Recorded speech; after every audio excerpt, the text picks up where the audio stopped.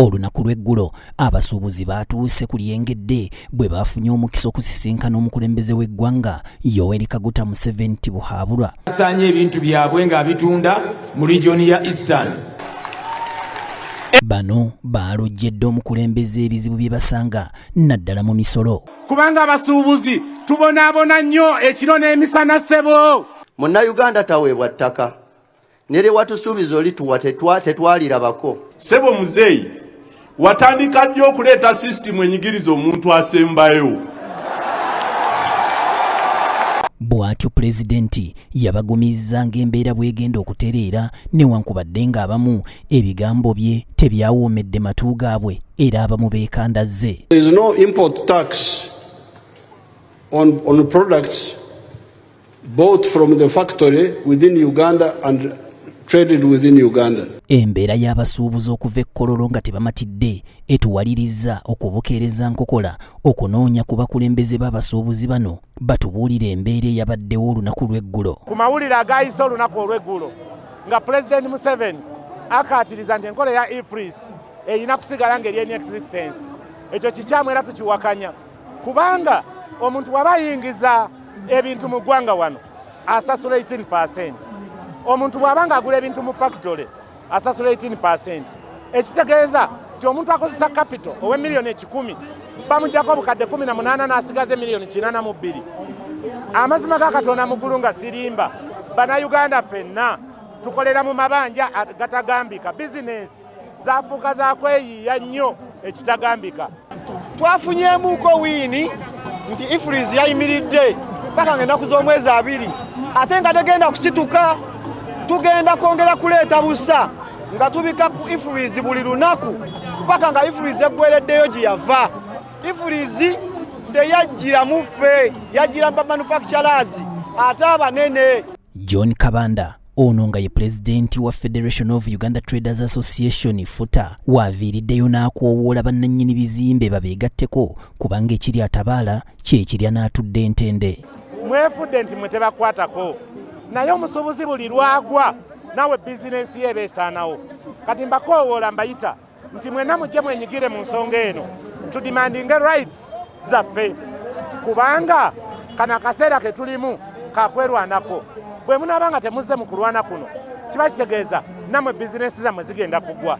Ensonga nno zirabika nga zirinnye enkandaggo anti balangiridde omuggalo gw'ebyenfuna gwa myezi 2 mirambirira. Mugule emmere musitopinga emmere kubanga bwe muba temugiguze iffe sawa yonna tugenda kuggalawo. Ate ku mulundi guno kigenda kubeera massive kubanga tugenda kuggalawo emyezi 2 miramba paka gavumenti eno lweneetegeera nti eno ensonga enkulu nnyo. Genda ng'ogula ebyokukozesa ewaka oba tereka mutwalo oba 5 okusinziira ku busobozi bw'okuyimirizaawo famire yo. Wabula singa tuddayo ng'ennaku z'omwezi 2 tujja kwekunga mu bungi era tujja kuleka ekibuga nga kiggaddwa tudde kololo. Bw'anaddamu okubanga byatugamba era tunyumyamu mboozi nga bw'atugambye abasuubuzi beetegefu nnyo okweteeka mu lockdown ya myezi 2. Ssentebe w'ekibiina kya Kata era nga ye vice pulezidenti w'ekibiina kya FUTA Katongole Godfrey akalambidde nti tebagenda kukkiriza buuma bwa e-freeze. Tetugenda kukkiriza buno buuma bwe batuwa eno sisitimu y'ekiferefere eno eri mu maduuka gaffe eyajja okulingiriza mu ntamu oba ofumbye mukene oba ofumbye nsujju naye nga ekituufu ne mu lusuku amatoke bagatemyetemye dda. So ekyo kyaganye kololo. Abaffe eggwanga likulira ku musolo naye ate lwaki temwagala kusasula musolo? Sigamba nti tetwagala kuwa musolo naye tugamba bw'okendeeza omusolo ogwo abaguwa bagenda kweyongera. Bwe beeyongera obungi kitegeeza omusolo gugenda kweyongera obungi. Kitegeeza naffe abatugulako bagenda kweyongera obungi kubanga ebintu bigenda kubanga bisaliddwako bbeeyi.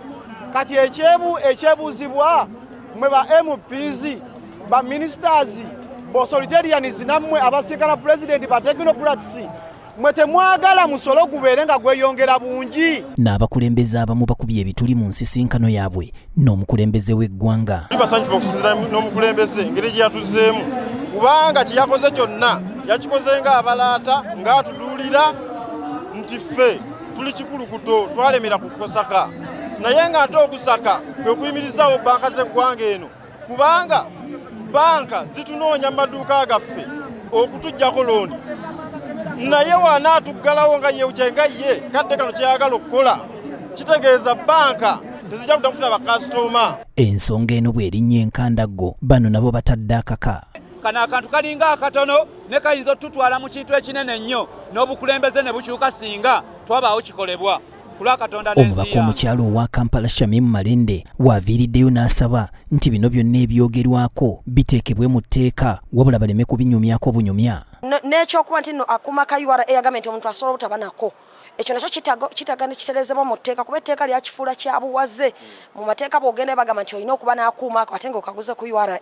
So twabadde tusuubira nti ne bwe yandibadde alina kyayagala okubakolera yandibadde alagira line minisita we aleete amendment bill eyo mu paalamenti ebyo bibeere nga biteekebwa mu nkola biggibwewo bibeere nga bikoleddwako mu mateeka.